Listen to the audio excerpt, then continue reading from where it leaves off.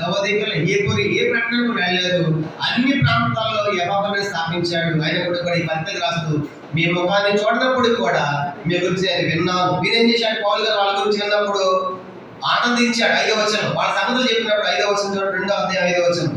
నేను శరీర విషయంలో దూరముగా ఉన్నాను, ఆత్మ విషయంలో మీతో కూడా ఉండి మీ యోగ్యమైన ప్రవర్తనను క్రీస్తునందలి మీ విశ్వాసం చూసి ఆనందించుచున్నాను. అని మీ దగ్గర దూరంగా ఉన్నప్పుడు కూడా మీ సంగతి తెలియజేసినప్పుడు ఎపఫ్రా నేను చాలా ఆనందించాను మీ గురించి. ఎందుకంటే మీరు పరలోక నిరీక్షణ కలిగి ఉన్నారు, మీరు విశ్వాసం కలిగి ఉన్నారు, మీరు ప్రేమ కలిగి ఉన్నారు. ఇట్లాంటి సంఘము కొలసి సంఘం అని చెప్పినప్పుడు మీవన్నీ చూసినప్పుడు మీకు నేను శరీరపరంగా దూరంగా ఉన్నప్పుడు కూడా ఆత్మలో దగ్గరగా ఉన్నట్లుగా మీ అందరి విషయమే చాలా ఆనందించాను అని ఈ కొలసి పత్రిక రాశాడు అనమాట. కానీ అట్లాగా ఈ తప్పుడు సిద్ధాంతాలు ఖండించాడు పౌలు గారు. రాసి యేసుక్రీస్తు నరావతారాలని చెప్పారంటే కదా, యేసు వచ్చాడని చెప్పేసి అని చెప్పిన 1వ అధ్యాయం వాటి కౌంటర్గా పౌలు గారు ఇవన్నీ రాశాడు అనమాట. ఆ తప్పుడు బోధల కౌంటర్ గానే పత్రిక రాసి ఏమంటున్నాడు? ఆయన ఈ లోకానికి వచ్చాడు. మన ఆరాధన విషయంగా ఆయన సర్వ సృష్టికర్త, ఆది సంభూతుడు, సర్వం ఆయన దగ్గర కలిగినవి. అట్లాంటి దేవుడు ఎట్లా వచ్చాడు ఈ లోకానికి? 19వ వచనం, 1వ అధ్యాయం 19వ వచనం. ఆయన యందు సర్వ సంపూర్ణ దేశం వలనయు ఆయన శిలువ రక్తము చేత సంధి చేసి ఆయన ద్వారా సమస్తమును భూలోకమందులైనను పరలోకమందులైన వాటన్నిటిని ఆయన ద్వారా తనతో సమాధాన పరచుకోవాలని అభీష్టమాయను. గత కాలం ముందు దేవునికి దూరస్తులను మీ దృష్టిల వల్ల మీ మనసు విరోధభావం గలవారి నుండి మిమ్మును కూడా 22వ సంవత్సరం కలిసి జరగండి. తన సన్నిధిని పరిశుద్ధులుగాను నిర్దోషులుగాను నిరపరాధులుగాను నిలబెట్టకు ఆయన మాంసాయుక్తమైన దేహమందు మాటలకి మిమ్మల్ని సమాధానం కాబట్టి ఏది వేసింది? మా సేద రాలేదు, సేదలు వచ్చాడు.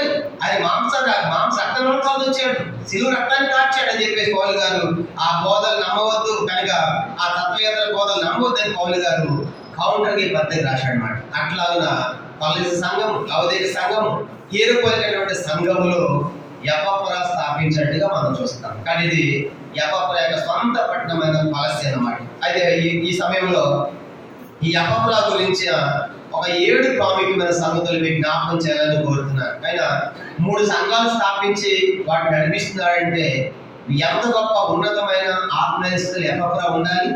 ఆలోచించినప్పుడు ఒక 7 సంగతులు మనం క్లుప్తంగా మనం చూసుకుని మనం ముగిద్దాం. ఇట్లాగా ఈ సంఘముల యొక్క బాధ్యత తీసుకున్నాడు, సంఘాలు నడిపించి అది ఎలా కట్టగలిగాడంటే ఎపఫ్రాలో ఉన్న 7 సంగతులు. మొదటి సంగతి కొలసి పత్రిక 1వ అధ్యాయం.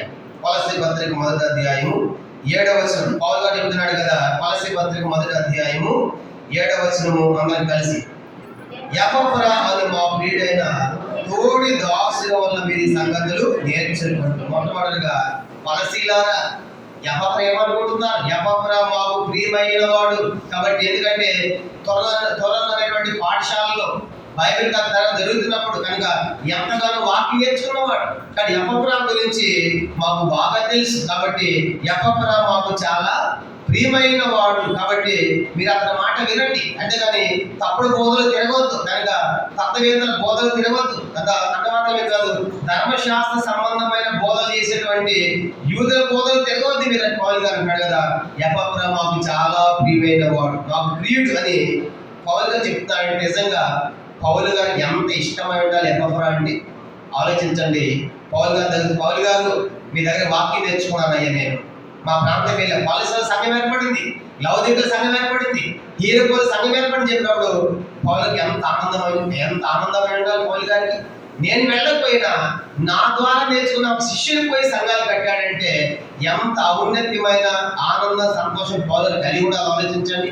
అందుకే ఎపఫ్రా శభాష ఎంత మంచివాడో అయ్యా. కనుక నేను రాకపోయినా సంఘాలు కట్టావు, కొలసీల సంఘం, లవోదికీయుల సంఘం, హీరోపోలి సంఘం కట్టామంటే సామాన్యమైన కానీ పౌలు గారు ఈ ఎపఫ్రాను ఎంతగా ప్రేమించి ఉండాలి.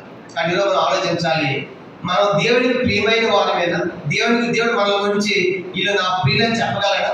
కానీ ప్రభు అన్నాడు కదా, దేవుడు మన యేసు ప్రభువు గురించి ఏమన్నాడు? పరలోకంలో ఈయన నా ప్రియ కుమారుడు, కనుక ఈయన నేను ఆనందిస్తున్నాను అని ప్రభు చెప్పాడు కదా. కానీ ఈ మధ్యాహ్నం ప్రభు యొక్క పనుల్లో పాల్గొనే మనందరి జీవితాల్లో కూడా మొట్టమొదటిగా మనం దేవునికి ప్రియులుగా ఉండాలి, దేవునికి ఇష్టలుగా ఉండాలి. కనుక అలా ఉన్నాడు కనుక ఎపఫ్రా మరి ముఖ్యంగా పౌలు గారు అంటాడు కదా, నాకు చాలా ప్రియమైన వాడు అనే సంగతి మనం చూస్తాం. అమ్మ మాట్లాడింది, అమ్మ బయట మాట్లాడుకో, ఇది ఫోన్ కాసేపు పని చేయండి, అర్జెంట్ అయితే బయట మాట్లాడితే అక్కడే కూర్చో. గమనించామంటే ఆ రీతిగా ఈ ఎపఫ్రా గురించి ఎంత ప్రియమైన వాడు అయి ఉండాలో ఆలోచించండి. కాబట్టి మధ్యాహ్నం ఆయన బల్ల పాల్గొని మనము దేవునికి ప్రియులుగా ఉండాలి, ఇష్టలుగా ఉండాలి. కనుక ఎప్పుడైతే ఆయన ప్రియులుగా ఉంటామో తన ప్రియులు నిధించుండగా ఆయన వారికి ఇచ్చుచున్నాడు. కనుక అందుకే దానియేలు గురించి మనం చూస్తాం. దానియేలు గ్రంథంలో దానియేలు నీవు బహు ప్రియుడు అని పిలవబడి దానియేలు గురించి. కాబట్టి దానియేలు ప్రియమైన వాడు ఉన్నాడు, యేసు ప్రభువు తన ప్రియమైన వాడు ఉన్నాడు. కానీ మధ్యాహ్నము ఆయన వల్ల పాల్గొని మన జీవితాల్లో ఎపఫ్రా వలె మనం దేవునికి ప్రియమైన వారిగా ఇష్టలుగా ఉండాలి అని ప్రభు కోరుతున్నాడు. ఇది మొదటి ప్రాముఖ్యమైన సంగతి. ఎప్పుడైతే మనం దేవునికి ప్రియులుగా ఉంటామో దేవుడు సమస్తాన్ని మనకి ఇస్తాడు. ద్వితీయోపదేశకాండం ఒక మాట జ్ఞాపకానికి వస్తుంది, చూద్దాము. చూడండి, ఆయనకు ప్రియులుగా ఉండటం అంటే ద్వితీయోపదేశకాండం బెన్యామీను గురించి అనుకుంటాను ఒక మాట అక్కడ చెప్పబడింది. కనుక అతను యెహోవాకు ప్రియమైన వాడని యాకోబు చివర మోషే దీవిస్తున్నాడు. 33వ అధ్యాయం ద్వితీయోపదేశకాండం 33వ అధ్యాయము 12వ వచనం. ద్వితీయోపదేశకాండం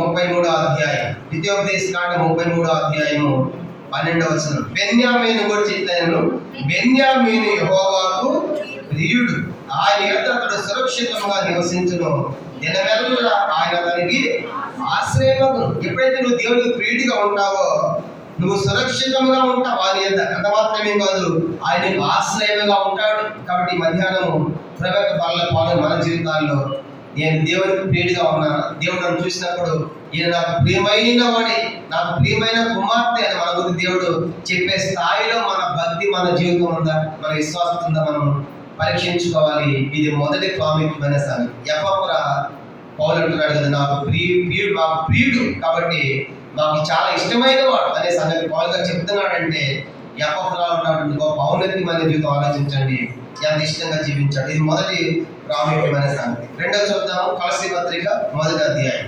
చూద్దాము కొలస్సీ పత్రిక 1వ అధ్యాయము 7వ వచనంలో రెండో సంగతి చెప్పాడు.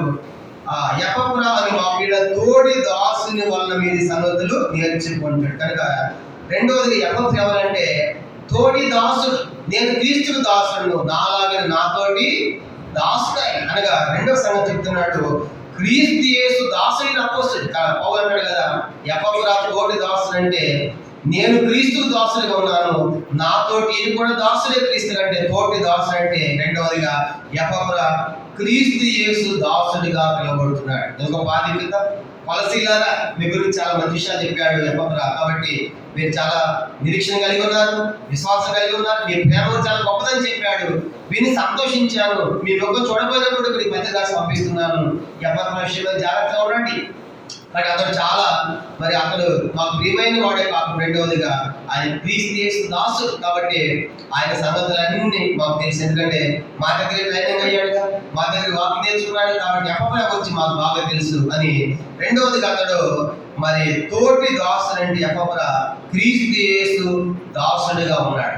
క్రీస్తు యేసు దాసుడు ఎట్లా ఉండాలి? గలతీ పత్రిక 1వ అధ్యాయం.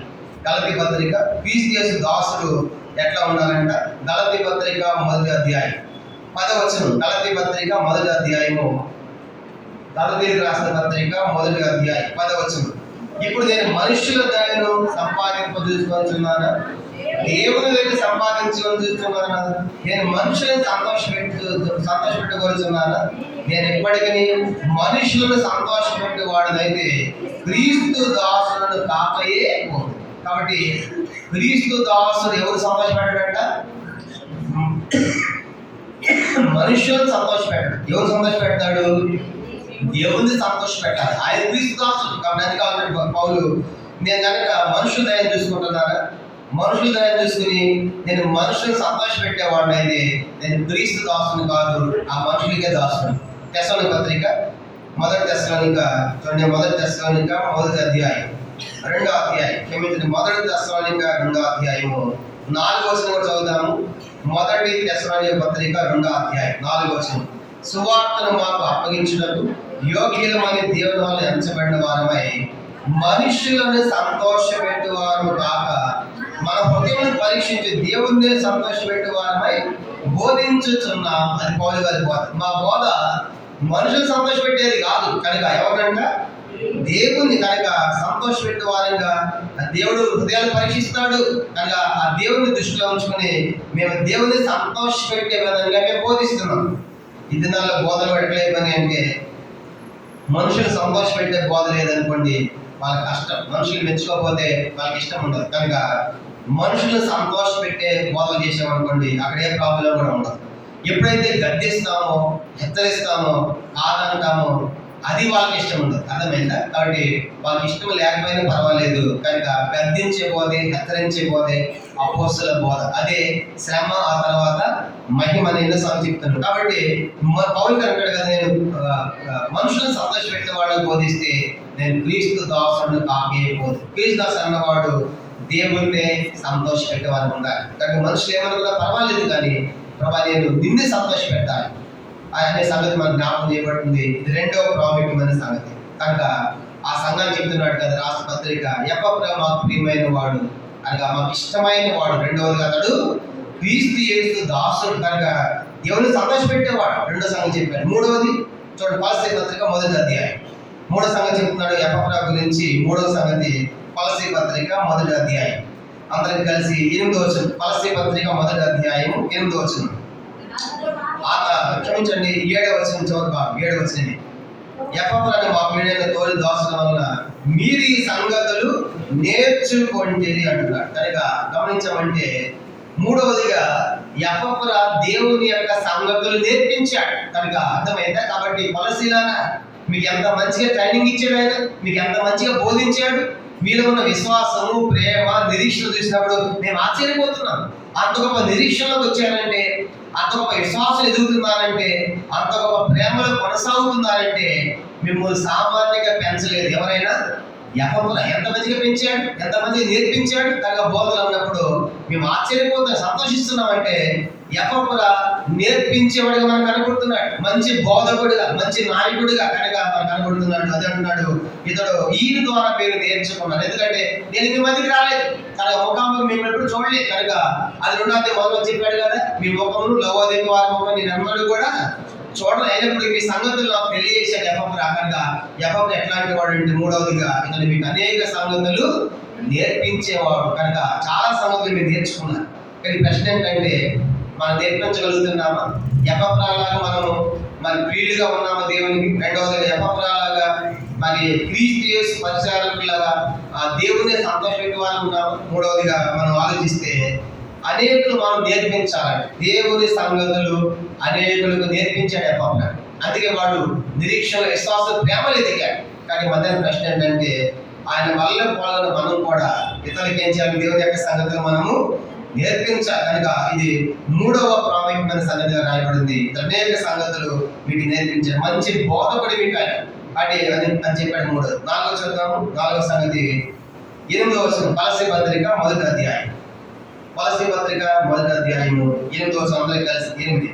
అతను మా విషయంలోను నమ్మకమైన క్రీస్తు పరిచారకుడు. గమనించమంటే 4వ సంగతి మనం ఆలోచించినప్పుడు ఈయన నమ్మకమైన క్రీస్తు పరిచారకుడు. అతనికి ఇచ్చిన పరిచర్య నమ్మకముగా చేయవాడు ఎపఫ్రా. అర్థమైందా? కానీ ఎపఫ్రా ఇవన్నీ కూడా పౌలు గారు చెప్తున్నాడు. పౌలు గారి దగ్గర సుమారు 2 సంవత్సరాల ఆ బైబిల్ ట్రైనింగ్ త్వరలోని పాఠశాల ఉన్నప్పుడు ఎపఫ్రా కూడా వచ్చి నేర్చుకున్నారు. పౌలు గారు ఇవన్నీ చూసి ఎపఫ్రా గురించి మాకైతే తెలియదు. ఆయన నమ్మకమైన క్రీస్తు పరిచారకుడు కనుక తనకి ఇచ్చిన పరిచర్యను నమ్మకముగా జరిగించేవాడు. కాబట్టి ఎపఫ్రాలో మాకు చాలా నమ్మకత్వం మాకు కనబడుతుంది అని పౌలు గారు చెప్తున్నాడు. కానీ మధ్యాహ్నము ఆయన పనిలో మనం నమ్మకమైన వారమేనా? కాబట్టి నమ్మకమైన క్రీస్తు పరిచారకులుగా అనగా దేవుని పరిచర్య చేయడానికి దేవుని పరిచర్యలో మనం నమ్మకస్తులమేనా? కాబట్టి ఆలోచించండి. ఎప్పుడైతే మనం దేవుని పరిచర్య నమ్మకంగా చేస్తామో దేవుడు మనం ఆశీర్వదిస్తాడు, దీవిస్తాడు. ఉదాహరణగా మోషే కింద నమ్మకంగా పరిచర్య చేశాడు. ఎవరైనా చెప్పండి? యెహోషువ. ఎవరొస్తుంది కాబట్టి కనుక ఏం చేశాడంటే మోషే యొక్క గుడారంలోని వెలుపలికి యెహోషువ రాలేదు. మోషే మన మీద కూర్చొని యెహోషువ నువ్వు యుద్ధం చేయమన్నాడు. 17వ నిర్గమకాండంలో పోయి యుద్ధం చేసి అద్భుత విధిని సాధించారు. అట్లా మోషే కింద నాయకుడు ఉండి ఏమని రాయబడిందంటే మోషే పరిచారకుడు ఇదే పదే రాయబడింది. దానికి చివరికి ఏమైనా రాయబడి తెలుసా? ఏమన్నారంటే యెహోషువ వచ్చి యెహోవా దాసుడిగా చనిపోయాడు. యెహోవా దాసుడు యెహోషువ చూసిన న్యాయాధిపతులు యెహోవాకు దాసుడిగా. అని ఇప్పుడు మోషే కింద పరిచర్య చేసినటువంటి నమ్మకం చేసినటువంటి యెహోషువ వాళ్ళ మనసులో నేను ఎప్పుడు నాయకుడు అవ్వాలి, ఎప్పుడు ఆయన నాకు నాయకుడు, ఎప్పుడు నేను శిష్యుడు అనుకోలేదు. కానీ దేవుడికి దిశ అంటే మోషే అనిపించి మోషే ఇప్పుడు టైం అయిపోయింది, యెహోషువను ధైర్యపరచు. నెక్స్ట్ ఇప్పుడు ఈ లక్షల మంది సైన్యం ఎవరు నడిపించాలి? యెహోషువ నడిపించాలి. అర్థమైందా? కాబట్టి ఎంత గొప్ప ఆదికి యెహోషువ దొరికింది.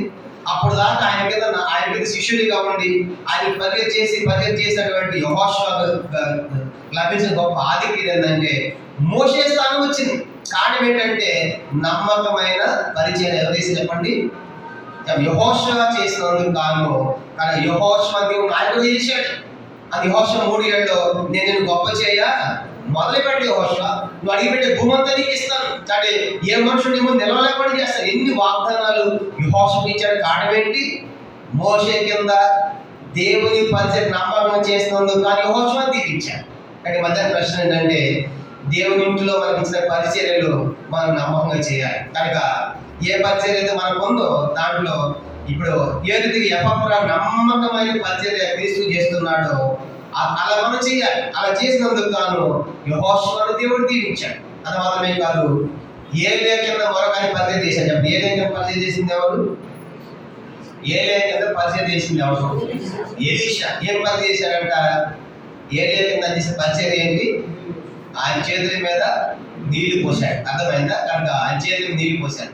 మేము కూడా చాలాసార్లు ఆయన స్థాయికి వెళ్ళినప్పుడు మేము కూర్చుంటే చాలా మంది మా చేతుల నీళ్ళు వద్దుగా పడుకుంటాడు, వద్దుగా కూర్చొని కొన్నిసార్లు ఇరుకు ప్రదేశాలు అయితే వెళ్ళడానికి కూర్చుంటాం. సాధ్యమంత వరకు నేను బయటకు వెళ్ళడానికి ప్రయత్నం చేస్తాను. ఎవరితో చేయించుకోవడానికి ఇష్టం వద్దుగా అంటాను.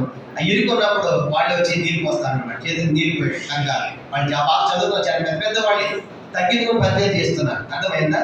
ఇప్పుడు ఏలియా చేతులు నీళ్లు పోసిన ఎలీషా చిన్నవాడే కాదు, సాదాసిన వ్యక్తి కాదు. అతని భూమి ఎంత ఉందో తెలుసా? 225 ఎకరాలు. ఎవరికి? ఎలీషా. అంత గొప్ప భూస్వామి, ఆసాం అనమాట. ఆంధ్రాలో ఆసామి, తెలంగాణ భూస్వామి, 2 ఒకటి. కాబట్టి 225 ఎకరాల భూమి కలిగినట్టు ఆయన. కనుక ఎవరి చేతులు నీళ్ళు పోస్తున్నాడు? ఏలియా. ఎక్కడ తెలుసా?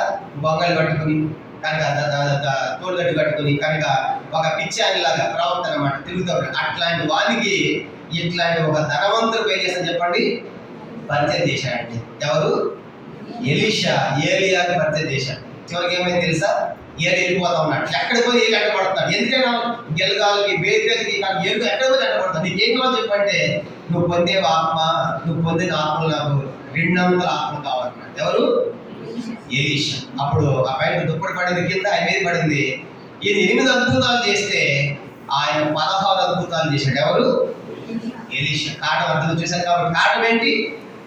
ఏలియా కింద నమ్మకమైన పరిచయం చేసినందుకు కాను అతని కంటే రెట్టింపు ఆశీర్వాదాలు, రెట్టింపు అద్భుతాలు చేశాడు. కాబట్టి దినాలు ఎందుకు మనం దీవెని పొందలేకపోతున్నామంటే మనకి ఇచ్చిన పరిచర్యలు నమ్మకం ఉంటాం. తనకి ఇచ్చిన పనులు కడగమన్న వాళ్ళు సంఘాలు గుర్తిస్తారు. నేను మందరం కడగమంటే ఎవరు లేదు. తనకి ఫోన్ చేసి అందరూ ఏదో సాకులు చెప్పారు.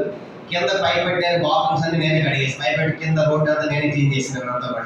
కాబట్టి ప్రభు నాకు ఇచ్చిన అవకాశం అనుకుంటాను. కనుక ఇవి మాకు చేయడానికి మాకు అభ్యంతరం బాధ ఏమి లేదు. కనుక మాకు టైం లేక కనుక పిలుస్తున్నాను తప్ప దేవుని పని అని. అది ఎవరికి చేస్తే వాళ్ళకి ఆశీర్వాదం. ఇది దేవుని మందిరం కదా. ఖాళీగా ఉన్నప్పుడు, చుట్టుపక్కల ఉన్నప్పుడు, ఇల్లు ఉన్నప్పుడు ఇది దేవుని అంటే ఆదివారం కదా, ప్రభు పరిచయం ఉంది కదా, అది సమర్పణతో త్యాగంతో రావాలి కానీ ఆశతో రావాలి. కానీ ఇది బలవంతంగా పెట్టి పరిచయం కాదు. అర్థమైందా? మీరు అక్కడ బలవంతంగా చేస్తే ఆగిపోండి, ఏం అవ్వలేదు. కనుక కానీ బలవంతంగా ఇక్కడ ఎవరు చేయొద్దు. మీరు సంతోషంగా ఇష్టపూర్తి చేస్తే దేవుడికి పరిచయం ఏదైనా. మీరు బలవంతంగా చేస్తే మీకు బహుమానం కూడా ఉండదు, ఆశ్వాదం కూడా ఉండదు. అర్థమైందా? కాబట్టి దేవుడి పని సంతోషంగా చేయాలి. నాకు ఇచ్చేవాది కదా. అర్థమైంది? కాబట్టి చిన్న దాంట్లో కడిగే దాంట్లో నమ్మకం లేకపోతే, తుడిచే దాంట్లో నమ్మకం లేకపోతే, వడ్డిస్తే నమ్మకం లేకపోతే పెద్దవాళ్ళు ఎక్కడ నమ్మకం ఉంటారు? ఆలోచించండి. ఈయన పరిచర్య అంటే ఇలా సంఘాలు స్థాపించే ఒక సామాన్య వ్యక్తి, పెద్ద బోధకుడు కాదు. కనుక ఒక శిష్యుడిగా పోయి 3 సంఘాలు కట్టాడంటే ఈరోజు మనం రక్షించబడి ఎంతకాలం అయింది? ఎన్ని సంఘాలు మనం కట్టాం? మనం కట్టామా సంఘాలు కొట్టేస్తున్నామా? అర్థమైందా? ఈ దినాల్లో సంఘాల అధికారాల కోసం, పెత్తనాల కోసం సంఘాలు కట్టాల్సిన దానికి బదులుగా సంఘాలు కొట్టేయట్లే, మనం ముక్క చెక్క చేయట్లా. ఎంత భయంకరం! కనుక అది ఎట్లా బహుమానం పొందాం మనం? కాబట్టి మనం సంఘాలు కట్టేవాళ్ళు ఉండాలి. కనుక మనం పొందే బోధ ఏంటి, మనం చేసే పరిచయం ఏంటి? కాబట్టి ఈరోజు ఆలోచించండి. యెహోషువ అంత గొప్ప నాయకుడు ఏంటంటే నమ్మకమైన పరిచర్య నాయకత్వం చేసింది.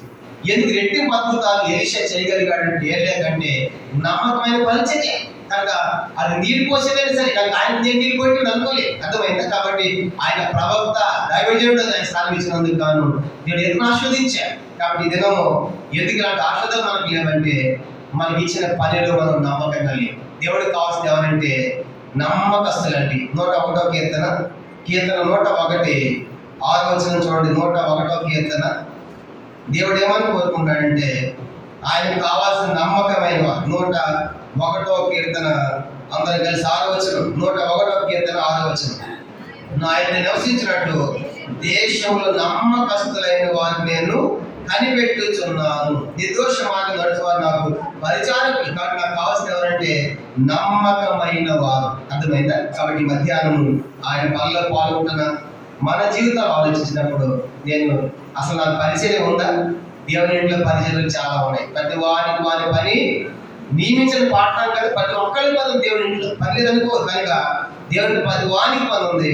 ఎవరైతే నమ్మకంగా చేస్తారో, ఆశతో చేస్తారో, అపేక్ష చేస్తారో వాళ్ళ దీవుల ఆశలు పొందే వాళ్ళు ఉంటున్నారు. కానీ అందుకే ఎఫ్రా గురించి పోరాడాడు. ఎఫ్రా క్రీస్తు పరిచయం అంటే చాలా నమ్మకంగా జరిగించేవాడు. కాబట్టి అని పౌలు గారు సాక్ష్యం ఇస్తారంటే ఎఫ్రాలో పరిచయ విషయం ఎంత నమ్మకత్వం ఉంది అంటే ఆలోచించండి. ఈరోజు ప్రేమ మీద ఉందంటే మరి పట్టే నీళ్ళ సంగతి ఏంటి, భోజనాల సంగతి ఏంటి? కనుక ముందు బాధ్యత ఉండాలి కదా మిగతా వాళ్ళకి. కనుక విశ్వాసమైన వారికి ఉండాలి కదా. ఆలోచించండి.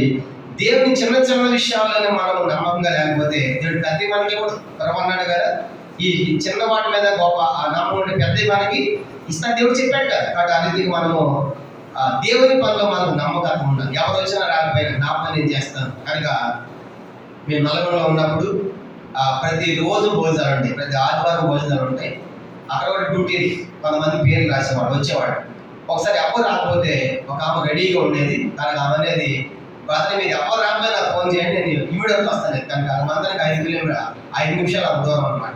ఈరోజు రాలేదమ్మంటే టెక్నాలజీ వాళ్ళకి అర్థమైందా? ఇది నా పరిచయం కాదు, నేను కాదు డిసైడ్ అయిపోయింది, తీర్మానం చేసుకుంది.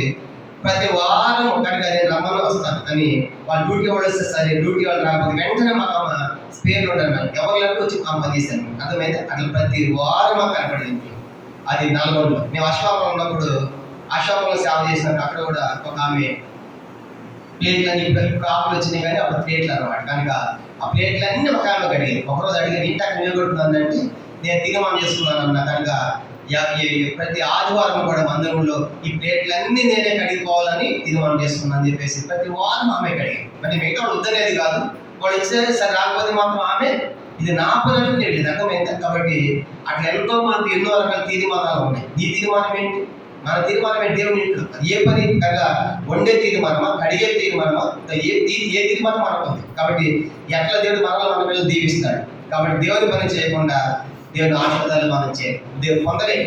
దేవుడు ఆయన పని చేస్తే ఆయన అన్యాయస్తుడు, అక్రమస్తుడు కాదని తప్పనిసరిగా మనం దీవిస్తాడు. ఆలోచించండి. అట్లా నమ్మకమైన పరిచయం చేసినందుకు గాను 3 సంఘాలు స్థాపించాడు ఈ ఎఫ్రా. కాబట్టి ఇతడు క్రీస్తు పరిచయం ఏంటి? అతడు నమ్మకంగా చేయవాడు. ఇక్కడ మనం కూడా నమ్మాలి ఇతడు. కనుక ఇక్కడ నేను 10 మందికి యవనస్తుల పిల్లలకి ఏదో అప్పగించి నేను నమ్మను. ఎందుకంటే ఆ పోరేస్తారు వెళ్ళిపోతారు అనమాట. అది కాలిపోయింది అట్లా ఎన్నోసార్లు. కనుక అది వేసి అయ్యింది ఆకు నేను ఉండి చూసుకుంటాను. మీరు నమ్మతారు ప్రతిదీ కూడా అయిపోయిన తర్వాత అన్ని చెక్ చేసుకున్న తర్వాత నేను లైట్లు ఆఫ్ చేస్తాను. కనుక తాళం వేస్తాను. ఎందుకంటే పైన బోర్ లైట్లు ఎక్కడ లైట్లు అక్కడ వెళ్తూ ఉంటాయి, కానీ ఎక్కడ తిరుగుతూనే ఉంటాయి అనమాట. కనుక అర్థమైందా? అట్లా ఎక్కడ వదిలేసి వెళ్ళిపోతారు. కానీ ఇది ఎంత దేవుడు మందలే కదా, దేవుని పంచేదే కదా. ఆ లైట్ తీస్తే నాకేమన్నా నష్టమా? ఎంత కరెంట్ బిల్ వేస్తుంది. కనుక వదిలేసి వెళ్ళిపోతే ఎట్లా? రెస్పాన్సిబిలిటీ ప్రతి ఒక్కరికి కూడా ఇక్కడ బాధ్యత. ఇది దేవుని పని, దేవుని మందిరం. నేను చెప్పగలను శుభ్రం చేయడం, తొడవటం, కడగటం. కనుక మళ్ళీ మనం చేయట్లేదా? అట్లాంటి బాధ్యత మనకి. నువ్వు దేవుని ప్రేమిస్తే ఒక దేవుని మందిరం అంటే ఆ చెత్త అక్కడే ఉంటుంది, దుమ్ము అక్కడే ఉంటుంది. కనుక నేను ఎక్కడ చెత్తగలమంటే ఎంత ఏదేస్తాను, తీసుకుని పోయి చెత్త ఇప్పుడు వేస్తాను. రాత్రి వస్తుంటే అక్కడ 4-5 గ్లాసులు ఉండబెట్టి తాకి పెట్టారు. ఆ గ్లాసులు తీసుకొని చెత్త పెట్టి కుండీ వేసి నేను చెప్పేది గొప్ప సంగతి అని చెప్పట్లేదు, కానీ నీటిగా శుభ్రంగా ఉండాలి. వచ్చే దేవుని మందిరం అన్నప్పుడు అలా చేయాలి. మేమంతా అనంతపురం ఒకసారి వెళ్ళాం. అనంతపురం పోతే రాత్రి మందులో దిగాము. రాత్రి 12 అయింది. ఉదయకాలం 4 గంటలకి మందులు పెద్ద పెద్ద సౌండ్, ఏది కిందకెళ్ళి చూసి ఏం చేస్తున్నారు, పెద్ద మందిరం చూస్తా ఉంటే అందరూ ఊడుస్తున్నారు. ప్రతిరోజు వస్తారంట. వాళ్ళంతా ఎవరు తెలుసా? చిన్న సాదా చదివే వ్యక్తులు. నేను అడిగి అక్కడ ట్రైనింగ్, వీళ్ళంతా ఎవరంటే వీళ్ళు చాలా పెద్ద ఆఫీసర్స్ అన్నారు. వీళ్ళకి ఏం పని అంటే పొద్దున్నే వాకింగ్ లాగా వచ్చి మందిరం అంతా ఊడ్చిపోతారు ప్రతిరోజు కూడా. అర్థమైంది? అంత పెద్ద ఉద్యోగస్తులు అయింది. ఉదయకాలం వచ్చి మందిరం శుభ్రం చేసి ఇంటికి వెళ్తున్నారు. మనకు మందిరం పక్కనే ఉంటాం. ఏ రోజున పరిచయం చేసామా? వీళ్ళు ఎన్నిసార్లు వినవాలి ఒకసారి. అర్థమైంది? కారణం ఏంటంటే నీకు దేవుని యొక్క ఆశ లేదు. దేవుని యొక్క ఆశ లేదు, మందిరం అంటే ఆశ లేదు. నేను ఆశ్చర్యంగా చూసినప్పుడు వాళ్ళు చూసినప్పుడు కథలో నేను చూశాను. అందరు చేతులు బట్టి మొత్తం నీళ్ళు శుభ్రం చేసిపోతారండి. ప్రతి వారం మనం ఇల్లు ఉడుస్తున్నాం కదా, ఎన్నిసార్లు మనం ఉడుచుకుంటాం. అట్లా మందిరం అంటే ఎందుకు అట్లా ఆశ లేదు మనకి? దేవుని పని అంటే ఎందుకు ఆశ లేదు? అట్లా ఆలోచించండి. ఒక ఊడ్చేదే కాదు, అట్లా దేవుని ఇంట్లో ఎన్నో రకాల పరిచయం. మనం బోర్ వేసాను, కొత్తగా నీళ్ళు రాకపోతే ఆనైంది బోర్. నేను పైకి ఎక్కి ట్యాంక్ నిండిన దాకా పైన ఉండి మళ్ళీ కిందకు వచ్చి బంద్ చేస్తాను. ఎందుకంటే ఎక్కడ మధ్యలో నీళ్ళు అనేది మళ్ళీ కాలిపోయింది, దాంట్లో 5,000 పెట్టి చేయించమని. అంత రెస్పాన్సిబిలిటీ బాధ్యత మనకు ఉండాలి. ఇది నాది, దేవుని పని అంటే నా పని అంటే మనం చేయాలి. అంటే 10 ఒక్కళ్ళు దేవుడు దీవిస్తారు. అర్థమైందా? అట్లాంటి నమ్మకమైన పరిచయం మనం దేవుని చేయాలి. అట్లా యాకోబు ఉన్నాడు, యెహోషువ చేశాడు, అట్లా అంత గొప్పవాడు అయ్యాడు. ఎలీషా కింద ఏలియా కింద ఎలీషా చేశాడు, ఆయన గొప్పవాడు అయ్యాడు. అలా చేస్తే మనం దీవిస్తాం. ఇది ఎన్నో సంగతి చెప్పండి? ఇది 4వ సంగతి. 5వ చూద్దామా? 5వది ఇంకా తొందర ముగించేద్దాం. 2 సంగతులు ఉన్నాయి, అవి కూడా చూసి మనం ముగిద్దాం. యాకోబు ఏమనుకుంటారు పౌలు గారు చూడండి. కొలస్సీ పత్రిక, మొదటిగా ప్రియమైన వాడు, రెండవదిగా క్రీస్తు యేసు దాసుడైన, మూడవదిగా పరిచర్య నమ్మకంగా చేసేవాడు, 4వదిగా నేర్పించేవాడు, వాక్యం బోధించిన వాడు. 5వ సంగతి మనం చూద్దాము. చూడండి, కొలస్సీ పత్రిక మొదటి అధ్యాయము. ఇంకేమంటున్నాడంటే కొలస్సీ పత్రిక మొదటి అధ్యాయం ఏమంటున్నాడంటే 8వ వచనం చివరి భాగం చూడండి. అతను మీ ఆత్మీయందలి మీ ప్రేమను మాకు తెలిపిన వాడు. అర్థమైంది? ఆ సంఘాన్ని ఎంతగా ప్రేమించాడంటే వీళ్ళు తప్పు బోధలు తిరిగిపోయినా సరే వీళ్ళ మీద కంప్లైంట్ చోట్లపై పౌలు గారు ఏమని చెబుతాడు?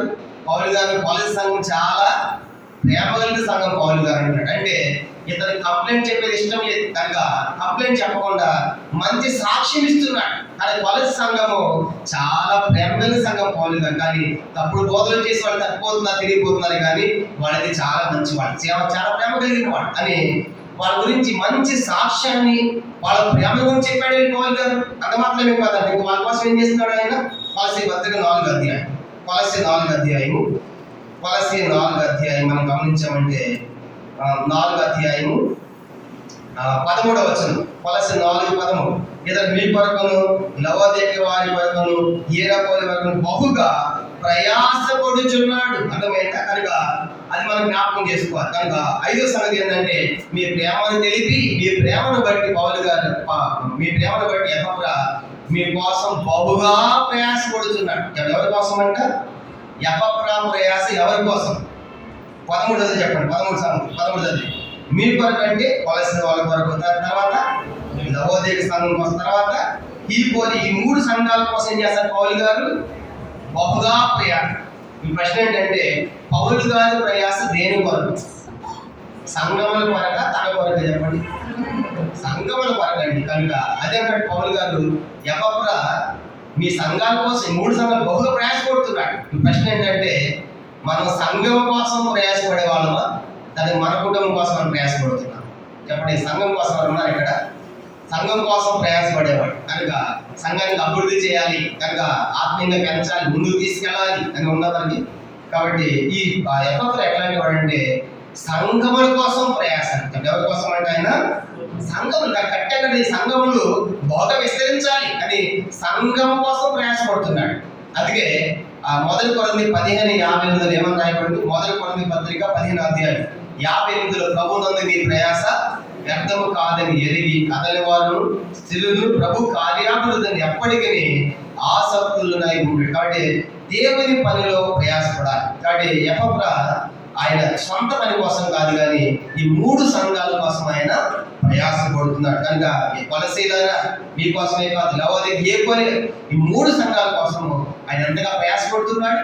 కాబట్టి చలనగా వాననగా ఎండనగా ఈ పరిచయం ఎలా జరిగించాడు. ఇది సంఘాలు కట్టబడ్డాయి అంటే మధ్యలో కార్యక్రమాలు సేవ పరిచయం ఎంత గొప్పగా చేసి ఉండాలి ఎపఫ్రా. కాబట్టి అందుకే బహుగా ప్రయాసపడేవాడని ఎపఫ్రా గురించి మనం చూస్తాం. కానీ అలా ప్రయాసం అనకుండా చలైతే మందిరానికి రాం, వర్షం అయితే మందిరానికి రాం, ఎండ అయితే మందిరానికి రాం. కనుక అన్ని మనకి ఏదో ఒక అభ్యంతరం ఉందన్నమాట. ఇది చలి ఎక్కువ ఉంది రాలేకపోయాను, ఎండ ఎక్కువ ఉంది రాలేకపోయాను, వర్షం వచ్చి రాలేకపోయాను. కనుక ఎక్కడ మనం ప్రయాసం ఆ సమయం ముందును చెప్పండి ఎక్కడ ప్రయాసపడాలి, సమయం ముందును అసమయం ముందును ప్రయాసపడాలి. అర్థమైందా? సమయం ముందు అసమయం అంటే కనుక ప్రయాసపడాలి. అన్ని అనుకూలంగా ఉంటాయని ప్రతికూలం కూడా వెళ్ళాలి కొన్నిసార్లు, కనుక తప్పదు. కనుక అనుకూలంగా వెళ్ళాలి, ప్రతికూలంగా వెళ్ళాలి. కనుక అందుకే తిమోతి పత్రిక పోలా మాట్లాడుతుంది కదా, చూడండి ఎట్లా ప్రయాసపడాలంటే మనము దేవుని పనిలో సమయం ముందును అసమయం ముందును. కనుక ఆ మాట చూద్దాము. పౌలు గారు తిమోతికి చెప్తున్న మాట, తిమోతిని ఎట్లా పరిచయం చేయాలంటే దేవుని యొక్క పని మనం అన్నది 2 తిమోతి పత్రిక 4వ అధ్యాయం చూడండి. ఒక మాట ఉంటాడు, అది 2వ వచనం. క్షమించండి, 2 తిమోతి పత్రిక 4వ అధ్యాయం 2 తిమోతి 4వ అధ్యాయం 2వ వచనం చదవండి. వాక్యమును ప్రకటించుము, సమయమందును అసమయమందును ప్రయాసపడి. వాక్యం ప్రకటించాలంటే ఎప్పుడు? సమయం ముందు అసమయం ముందు. అంటే అసలు అన్ని అనుకూలంగా ఉంటేనే కాదు, కనుక అన్ని ప్రతికూల సైడ్ ప్రకటించాలి వాక్యం. అర్థమైందా? కొన్ని డ్యూటీలు ఉంటాయి వాళ్ళకి, ఎప్పుడు ఎమర్జెన్సీ అనమాట, ఎనీ టైం అందుబాటులో ఉండాలి. ఉదాహరణగా పోలీస్ డ్యూటీ ఉందనుకోండి, ఇప్పుడు సెలవు ఇచ్చిన అర్జెంట్గా రావాలి, ఇక్కడ ధర్నా జరుగుతుందంటే ఏం చేయాలి? పోలీసు అందరూ కూడా అందరు పరిగెత్తాల్సింది, అది ఎమర్జెన్సీ అనమాట. వాళ్ళకి మెడికల్ ఫీల్డ్ వాళ్ళు కూడా, మెడికల్ డాక్టర్స్ కూడా సెలవు ఇంటి తీసుకోండి, అర్జెంట్గా ప్రాణం పోతుంది ఏం చేయాలని కూడా ఆడి పరిగెత్తాలి. డాక్టర్స్కి, పోలీసులకి, తర్వాత పాస్టర్లతో కూడా అంతే, దేవుని పని కూడా అంతే. కనుక బాగాలంటే పరిగెత్తాలి. అర్థమైందా? కాబట్టి అట్లా అడుగుతాను అన్నమాట. కనుక నేను ఉదయం బైబిల్ స్టడీకి వెళ్తా ఉంటే భోజనం చేస్తా ఉంటే ఒకళ్ళు వచ్చే ప్రార్థన కోసం. నేను అన్న భోజనం చేస్తున్నాను, ఇదేం చేస్తానని గమనించాను. చూస్తా అన్న వెంటనే లేచి ఎట్లా పెట్టుకుని ఏంటమ్మంటే మా కోసం ప్రార్థన చేయాలి. కాసేపు కూర్చోండి అన్న వెంటనే అట్లా వచ్చి ఎట్లా పెట్టి పర్లేదు చేయండి అన్నమాట. తను లేచి అక్కడ నిలబడి ప్రార్థించి. అర్థమైందా? దేవుడి పని అన్నది కాసేపు కూర్చోబెట్టి వాళ్ళకి ఏ పని ఉందో నాకు చాలా సంతోషం అనిపించింది. కనుక ఒకసారి మేము నల్గొండలో ఉన్నప్పుడు తిమోతి అంకుల్కి మేము భోజనం పంపిస్తాం. అటు కిటికీలు కనపడతా ఉంటే ఎదురుగా వచ్చి కనపడాలి, మందిరం అనమాట. ఎదురుగా కనపడగా ఒకళ్ళు వచ్చి కూర్చున్నారు. ఇంక తినేవాడు చేయగడుకుని వెళ్ళిపోయి లోపలికి తెలుసుకుంటామంటే వాళ్ళు ప్రార్థన కోసం వచ్చేవాళ్ళు. ఆంటీ అంది వాళ్ళు కూర్చోబెట్టి అందరూ భోజనం చేస్తారు కాసేపు అంటే, లేదు నవ్వు చేయగడుకుని వెళ్ళిపోయి ప్రార్థన చేసి మళ్ళీ వచ్చి మళ్ళీ ఫోన్ చేశాడు. అప్పుడు నేను అడిగాను, ఆంటీ చెప్పిన దానిలో 5 minutes కూర్చుంటారు కదంటే, అప్పుడు ఈ మాట చెప్పాడు, మన సేవ అన్నది మనకు అనుకూలమైన సమయం కాదు, కనుక ప్రతికూలం కూడా. డాక్టర్ వృత్తి, పోలీసు వృత్తి, సేవ వృత్తి అనేది ఎప్పటికప్పుడు మనం సిద్ధంగా ఉండాలి. కనుక అర్థమైందా? అట్లా చేయాలి దేవుని పని. కాబట్టి అట్లా చేశాడండి. ఈ దినాల్లో చాలా స్థలాలకు వెళ్తే సేవకులు కూడా టైమింగ్స్ అనమాట. ఆ మధ్య స్థలానికి వెళ్ళాము. ఇప్పుడు పాస్టర్ లేవడం సేవకుడు 4 గంటలు చేస్తారు, అప్పుడు మీరు వెయిట్ చేస్తుంది. అర్థమైందా? కాబట్టి ఇప్పుడు రిక్వెస్ట్ బోర్డు ఉంటారు. అర్థమైందా? ఒక పెట్టలేదు. కానీ దేవుని పని సమయం ముందు అసమయం. కొన్నిసార్లు మనం కూడా ఆలోచించాలి. వాళ్ళు కూడా ఎక్కడ రాత్రి వస్తారనుకోండి, అసమయం ఎన్ని కూడా మనం కూడా పోకూడదు, ఆలోచించాలి. కానీ వాళ్ళ పరిచయం ఏంటి? రాత్రి 2 గంటలకు వచ్చి 2 గంటలకు వచ్చారు, అవి కూడా మనం విశ్వాసాలుగా ఆలోచించి అవి మనం అర్థం చేసుకోవాలి. అర్థమైంది? అలా అర్థం చేసుకోవాలి. దైవ సాధన కూడా ఎట్లా ఉండాలంటే సమయం ముందు అసమయం ముందు కూడా అక్కడికి అట్లాగా దేవుని పని ఉన్నది బహుగా ప్రయాసపడుతున్నాడు. ఎవరంటే అయినా ఇది ఇదేనో సంగతి 6వ సంగతి చూద్దాము. మొదటిది ఏంటి? మొదటిది ప్రియుడు, పౌలుకు ప్రియమైన వాడు. రెండవది క్రీస్తు యేసు దాసుడు. 3వదిగా నేర్పించిన వాడు, మంచి బోధకుడు, వాక్యం మంచి నేర్పించాడు. 4వదిగా నమ్మకమైన పరిచయం చేసిన వాడు. 5వదిగా మీ ప్రేమను నిలిపి మీకోసం బహుగా ప్రయాసపడిన వాడు. 6వ చూద్దాము. కొలస్సీ పత్రిక 4వ అధ్యాయం 12వ వచనం అందరం కలిసి. కొలస్సీ పత్రిక 4వ అధ్యాయము 12వ వచనం. కొలస్సీ 4:12 అందరం కలిసి చదువుదాం. కొలస్సీ 4: మీలో ఒకడును క్రీస్తు యేసు దాసుడైన ఎపఫ్రా మీకు వందనం చెప్పుచున్నాడు. మీరు సంపూర్ణులను, ప్రతి విషయంలో దేవుని చిత్తమును గూర్చి సంపూర్ణ ఆత్మ నిశ్చయత కలవారునై నిలకడగా ఉండవాలని ఇతడు ఎల్లప్పుడూ మీకు తన ప్రార్థనల్లో పోరాడుచున్నాడు. ఆరోదిగా ఎప్పటి యొక్క ఆరో సంగతి ఏంటంటే లక్షణము, ఇతడు ప్రార్థనలో పోరాడుతున్నాడు. దేంట్లో పోరాడుతాడు చెప్పండి? ప్రార్థనలో పోరాడు. యాకోబు అంతే కదా, నువ్వు నా పేరు మార్చని నిన్ను వదలని రాత్రంతా పోరాడాడు, పెనికిలాడాడు. కనుక పేరు మార్చబడి. కానీ ఎప్పటిలో కూడా దేనికోసం పోరాటం అంటే ఆయన యాకోబు అయితే యాకోబు దేనికోసం పోరాడంటే నన్ను ఆస్వాదించున్నాడు. అది వ్యక్తిగతమైన పోరాటం తన కోసం యాకోబు. కానీ ఇప్పుడు ఎప్పటిలో ఎవరి కోసం పోరాడుతున్నారంట? సంఘము కోసం. ఆ సంఘంలో ఎట్లా ఉండాలంటే చూడండి, ఎట్లా ఉండాలి? మీరు సంపూర్ణులుగా ఉండాలి. ప్రతి విషయంలో దేవుని చిత్తంలో వచ్చే సంపూర్ణ ఆత్మ నిశ్చయత కలిగి ఉండాలి. కనుక ఆత్మీయంగా ఉండాలని ప్రభా ఈ సంఘం సంపూర్ణతలోకి రావాలి, వీళ్ళు దేవుని చిత్తాన్ని జరిగించే వారు ఉండాలని మీ విషయమే పోరాడుతున్నాడు. కానీ ఎంత రెస్పాన్సిబిలిటీ అని బాధ్యత, ఎంత గొప్ప బాధ్యత ఉంది ఎప్పటికి. కాబట్టి ఎంత గొప్ప ప్రార్థన భారం ఉంది ఎప్పటికి ఆలోచించండి. కాబట్టి సంఘం అంతా సంపూర్ణత రావాలి, పరిపూర్ణతలోకి రావాలి, దేవుని చిత్తాన్ని జరిగించాలి, వీళ్ళకి ఆత్మీయంగా ఎదగాలని ఈ ఒక సంఘమే కాదంట. ఇంకెవరి కోసం పోరాడుతున్నాడు? 13 కూడా పోరాడుతున్నాడు. ఇతడు మీ కొరకు అంటే కొలసీలు కొరకును, తర్వాత లవోదిక వారి కొరకును, హీరాపోలి వరకు బహుగా ప్రయాసపడుచున్నాడని ఇతరులు సాక్ష్యం ఇచ్చినాడు. నాకు తెలుసు ఎఫ్రా గురించి అని రాస్తూ ఈ మీ 3 సంఘాల కోసం ఆయన రాత్రి మగాడు బహుగా ప్రయాసపడుచున్నాడు అనే సంగతి మనం జ్ఞాపకం చేయకూడదు. కానీ ఈరోజు ఆలోచించాలి. మనం కూడా చెప్పండి, ఏం చేయాలంటే దేనికి మనం పోరాడాలి? ప్రార్థనలో పోరాడాలి. ఎవరి కోసం పోరాడాలి? మన కుటుంబం కొరకేనా? ప్రభు నన్ను దీవించిన, బిడ్డలు దీవించిన, కుటుంబాన్ని దీవించి, ఇదేనా మన ప్రార్థన? ఇప్పుడు సంఘము కోసం. అర్థమైందా? 3 సంఘాల కోసం. కానీ ఎప్పట్లా కొలసి, లవోదిక, హీరాపోలి 3 సంఘాల కోసం ఆయన ప్రార్థనలో పోరాడుతున్నాడు. ప్రభు ఈ సంఘస్థులు సంపూర్ణతలోనికి రావాలి, దేవుని చిత్తాన్ని గ్రహించే వారు ఉండాలి, కానీ సంపూర్ణ ఆత్మ నిశ్చయత కలిగి ఉండాలని, వాళ్ళ దేవునిలో ఎదగాలి, దేవుని చిత్తాన్ని జరిగించాలని చేసే ప్రార్థన మనకు కనపడదు. కానీ ఎఫ్రా ఉన్న 6వ సంగతి ఏంటంటే ఇతడు ప్రార్థన ప్రేయర్లకు ఎవరి కోసం అంటే సంఘం కోసం తను చేసే ప్రార్థన మనకు కనపడదు. కానీ ఈరోజు మనము సంఘ ప్రార్థనలు ఉంటున్నామా? సంఘం కోసం ప్రార్థిస్తున్నామా? కానీ మధ్యలో ఆలోచిద్దాం. ఇది 6వ సంగతి జ్ఞాపకం చేసుకుందాం. 7వ ఆఖరి తీసి మనం చదువు ముగిద్దాం. 7వ ఆఖరిది ఫిలోమోను పత్రిక. ఫిలోమోను పత్రిక చూడండి, 7వదిగా ఎఫ్రాలో ఉన్నటువంటి 7వ సంగతి మనం చూద్దాం. ఫిలోమోను పత్రిక 23వ వచనం, పేజ్ నెంబర్ 199, 23వ వచనం అందరం కలిసి. క్రీస్తు యేసునందు నా తోడి ఖైదీ అయిన ఎఫ్రా. చాలా. కానీ ఎఫ్రా ఏం జరిగిందంటే ఈ పలస సంఘం తప్పుడు బోధలు వచ్చినప్పుడు ఈ సమాచారాన్ని తీసుకుని పలస సంఘం నుంచి పౌలు గారు పలస సంఘం నుంచి ఎఫ్రా రోమ పట్టణానికి బయలుదేరాడు. సుమారుగా 1600 కిలోమీటర్లు. ఎన్ని కిలోమీటర్లు? అది చాలా సుదీర్ఘమైన ప్రయాణం చేసి పౌలు గారి దగ్గరికి ఈ సంగతులన్నీ చెప్పాడు. పౌలు గారు ఇట్లా పలస సంఘము, లవోదిక సంఘం, హీరాపోలి సంఘాలు ఏర్పడ్డాయి, కానీ ఇక్కడ తప్పుడు బోధలు వచ్చేసి అని చెప్పేసి పౌలు గారు చెప్తున్నాడు. అదే సమయంలో ఎఫెసు ప్రాంతం అంతా కూడా కొన్ని తప్పుడు బోధలు, ఇట్లాంటి బోధలే బయలుదేరారు. అక్కడి నుంచి కూడా మరొక వ్యక్తి వస్తాడు. ఆయన పేరే తూకి. చెప్పండి, ఆయన పేరు ఏంటంట? తూకి అనే వ్యక్తి కూడా వచ్చి పౌలు అదే చెప్తాడు. కానీ ఎఫెసు ప్రాంతం మధ్యలో తప్పుడు బోధలు వచ్చినప్పుడు అని చెప్పగానే ఈ పౌలు చెప్పిన తర్వాత ఈ ఎఫ్రా ఏం చేశారంటే ఆ రోమ సామ్రాజ్యంలో పౌలు గారితో పాటు ఈయనకు అరెస్ట్ చేశారు. ఎవరిని అరెస్ట్ చేసింది? ఎవరిని? పౌలు గారితో పాటు ఎఫ్రాను అరెస్ట్ చేసి జైల్లో పెట్టారన్నమాట. అదనమాట పౌలు గారు రాస్తున్నాడు, నాతోటి ఖైదీ. ఈ పౌలు గారి దగ్గరికి తను కూడా లోపలేస్తారేమో అని భయపడేది, పారిపోలా. వెనకది వేయలేదు. ఎవరు?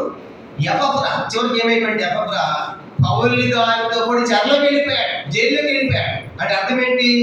శ్రమ కోరుకున్నాడు. కనుక సంఘం పోతే నాకెందుకు, అక్కడ దాకా ఎందుకు పోవాలి, నన్ను లోపలేస్తారేమో అని అనుకోలేదు ఎఫ్రా. అర్థమైందా? అంటే అతను తెలిసి కూడా, శ్రమ ఉందని తెలిసి కూడా, జైలు అసలు తెలిసి కూడా పోయాడంటే అర్థమైంది. చివరికి ప్రభు కోసము మరి పౌలు గారితో పాటు ఖైదీగా మారిపోయాడు. కనుక మన చెప్పడం దొంగ అయిపోయాడు. నరహంతకుల దొంగలాగా జైలు చేశాడు. నరహ చేసినందుకు, దొంగ చేసినందుకు కాదు, క్రీస్తు యేసును బట్టి. అర్థమైందా? దేవుడు నమ్మినందుకు, స్వార్థ ప్రకటించినందుకు ఈయన కూడా లోపలేడు అన్న. అనగానే పౌలు గారితో కూడా ఈయన కూడా చెరలోకి వెళ్ళిపోయాడు, జైల్లో ఉండిపోయాడు. అప్పుడు పౌలు గారికి ఈ సంగతులు చెప్పినప్పుడు తూకి వచ్చాడు చెప్పి తూకి అనే వ్యక్తి వచ్చాడని చెప్పుకున్నాం కదా. ఎఫెసు ప్రాంతం నుంచి కూడా తప్పుడు బోధ వచ్చింది. ఆ వ్యక్తి ద్వారా ఈ కొలసి సంఘానికి పత్రిక రాసి ఈ తూకి ద్వారా కొలసి పట్టణాన్ని పంపిస్తాడు. పంపించిన పత్రికే కొలసి పత్రిక. అర్థమైందా? ఇప్పుడు కొలసీలకి ఈ పత్రిక రాశారు. మాతో జైల్లో కూడా మీకు ఎంత బాగా చెప్పాడు, ఎందుకులా మీరు తప్పుడు బోధలు తిరిగిపోయారు అని గర్దిస్తున్న హెచ్చరిక ఈ పత్రిక రాశాడు.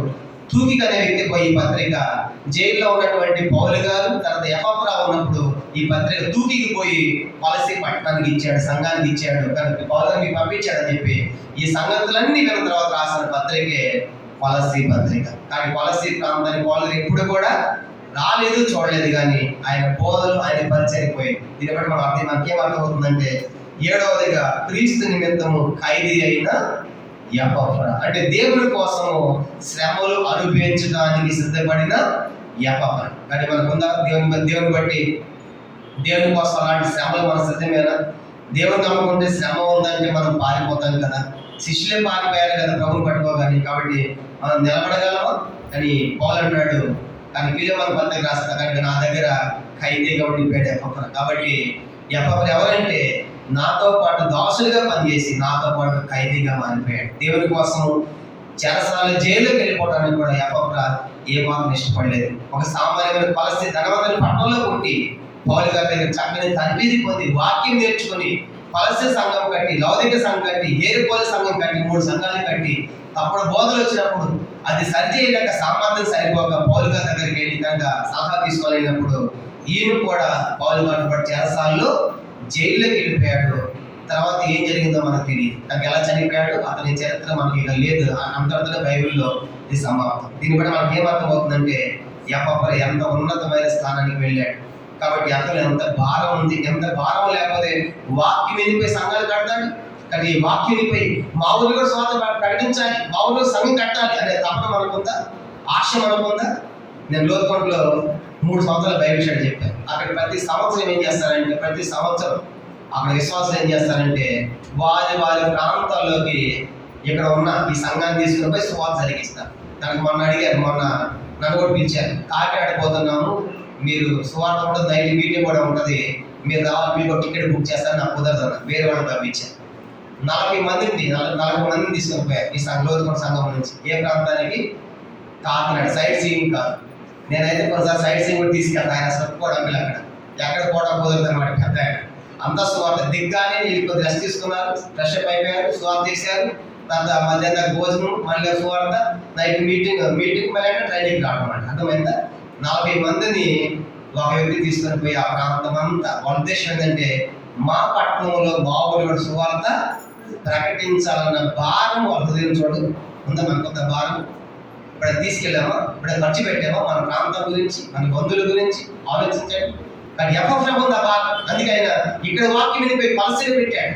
లౌదికలు హీబ్రూ 3 సంఘాలు పెట్టాడంటే అతను ఎంత భారం, దేవుని పరిచయం జరగాలి, రక్షించాలనే భారము ఎంత ఎపఫ్రాలో ఉందో మనం అర్థం చేసుకోవచ్చు. అలాగా నిర్మించబడిన సంఘాలే కొలసి, లౌదిక, హియర్పోలియా ఈ పౌలు గారు స్థాపించిన సంఘాలు కాదు, ఎపఫ్రా కట్టిన సంఘాలు. ఒక సామాన్య శిష్యుడిగా ఉండి చేసిన పరిచర్య ఎంత గొప్ప విస్తరించింది.